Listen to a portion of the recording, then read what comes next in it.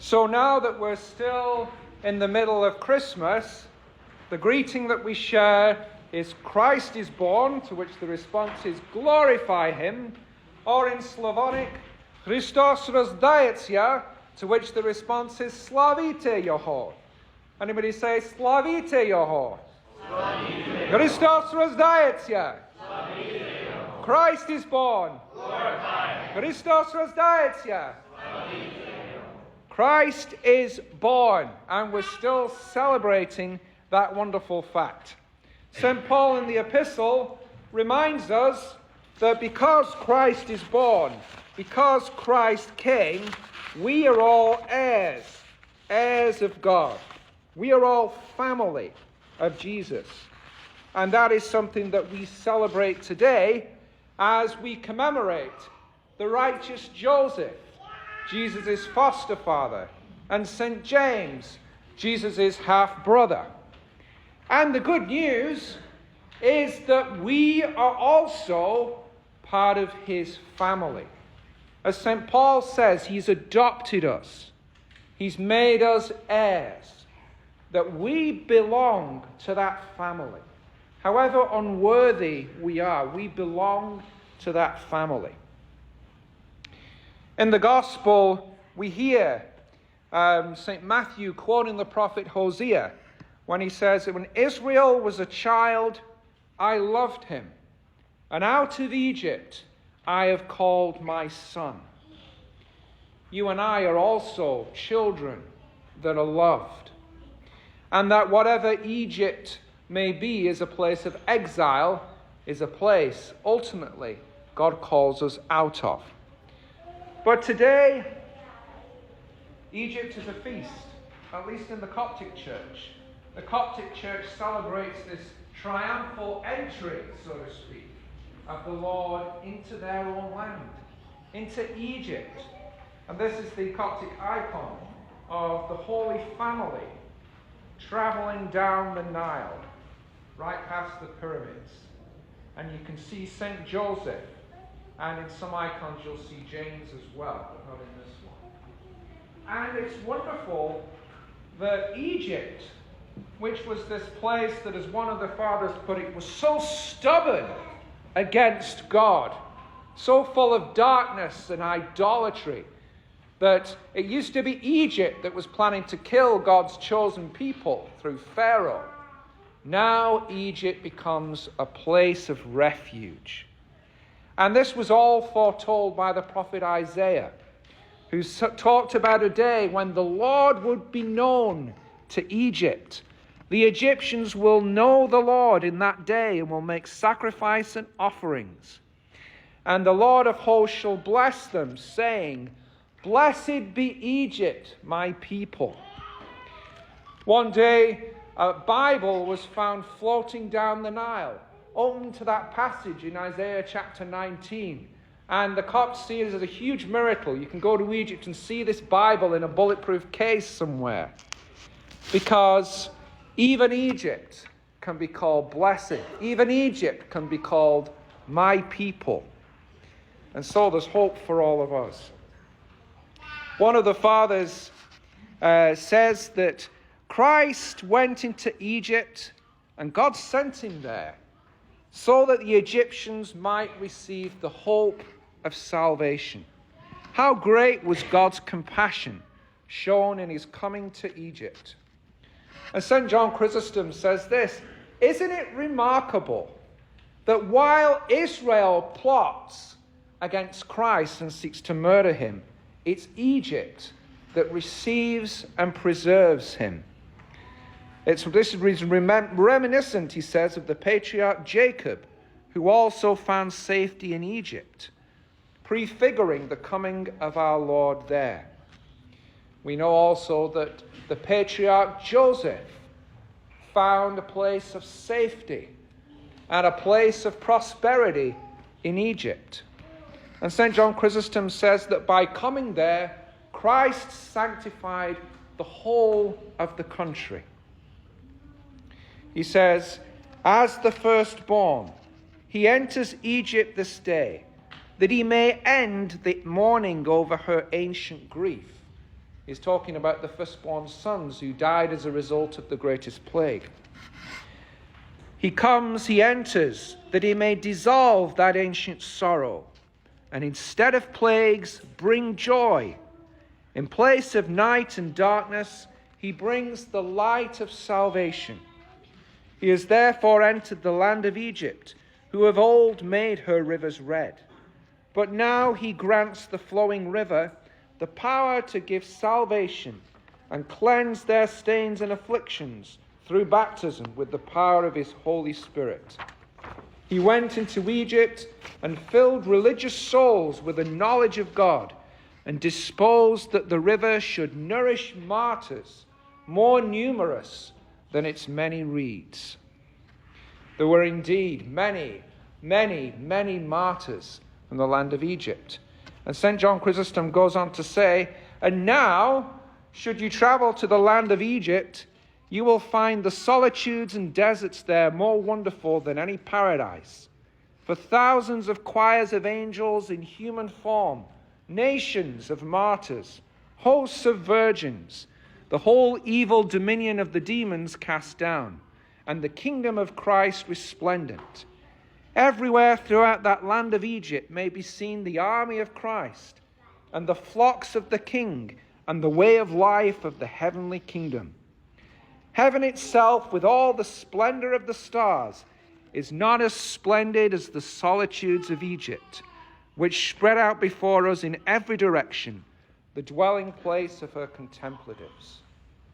And he finishes by saying, if anyone has known of ancient Egypt, that enemy of God which raged against him, let him now here learn perfectly of the power of Christ, who turns even his enemies into his friends. And thanks be to God, I got to see that myself. I've been to Egypt. I had to go to Egypt to figure out my own vocation. But I've seen that splendid desert full of holy people praising the Lord. It was a miracle that I even was able to get to the desert monasteries. There are monasteries out there in the wilderness. You can't take a bus into the desert. You can't take a bus into the wilderness. But fortunately, I met some Franciscan monks who let me travel with them on pilgrimage to this beautiful and ancient monastery that's probably almost 1,700 years old. And I remember waking up in the early hours of the morning on my first night there and hearing the sounds of singing coming up from the desert, of all these monks singing their midnight praises, going through the lists of some of these martyrs and holy monks and nuns that had gone before them, asking for their prayers and intercession. It was beautiful, and I jumped out of bed and ran down to the church to join in. It was a long service, but I will never forget that. I've seen those holy people. And as I said, I needed to go to Egypt to figure out my own vocation.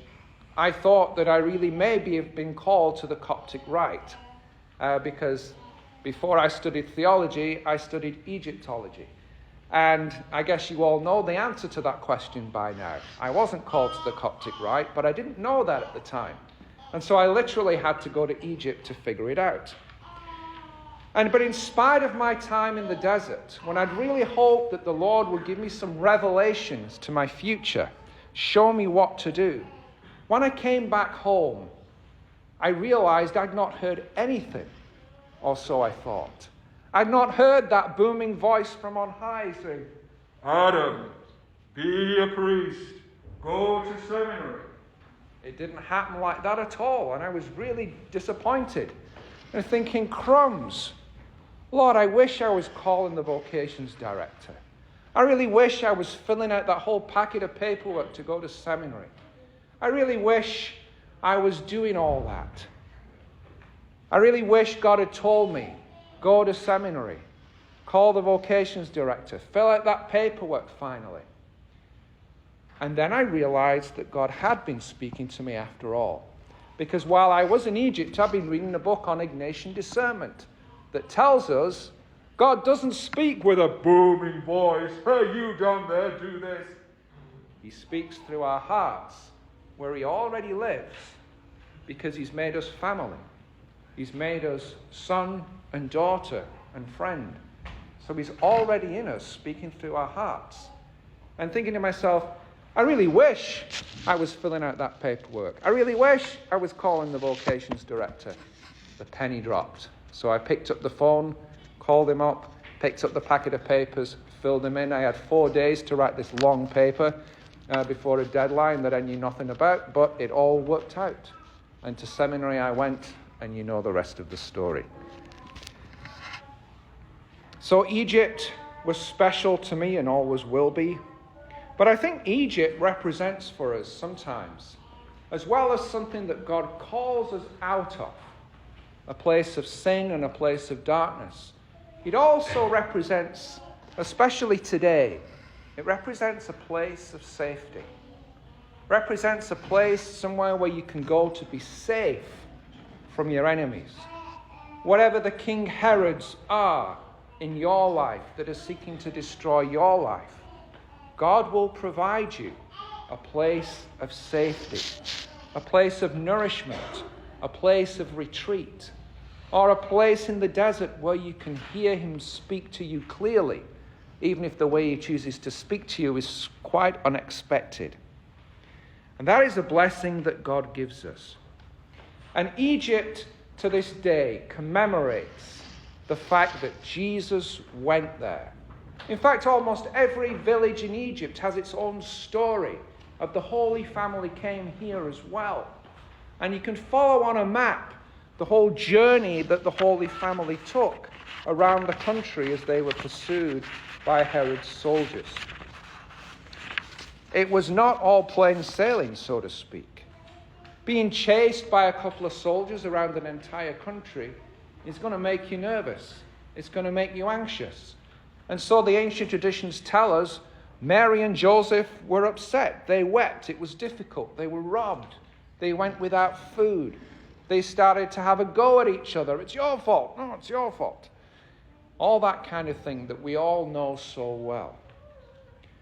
Mary grew tired of the constant moving. And all of them cried out at one point to God, "My life sucks." I paraphrase, but that's what they were saying. Life sucks. I hate being on the run in Egypt. And yet, time and time again, the infant Jesus would say, "It's all right. It's all right." To paraphrase again, Znami Boh, God is with us. That's why it's all right, because God is with us. We're family. He's not going to let the Herods of this world get you and get me. He's going to provide a place of safety and a place of refuge. And we know the end of the story, that they went to Nazareth and all was well. But back then, all they had was Jesus saying, "I am with you." And sometimes that's all we have. Jesus saying, "I am with you." And when you don't know how you're going to make it to safety, when you don't know how you're going to escape from Herod or from his soldiers, it's hard to trust. I remember at a really dark point of my own life, hearing a song that my daughter and her friends were singing in a vacation Bible school that said, "God's promises are precious. They're very great, and you're going to want to take them and rely on them." And my goodness me, I really needed to rely on God's promises at that point of my life, thinking, goodness me, Adam, I'm really going to have to believe this now because I've got nothing else to lean on.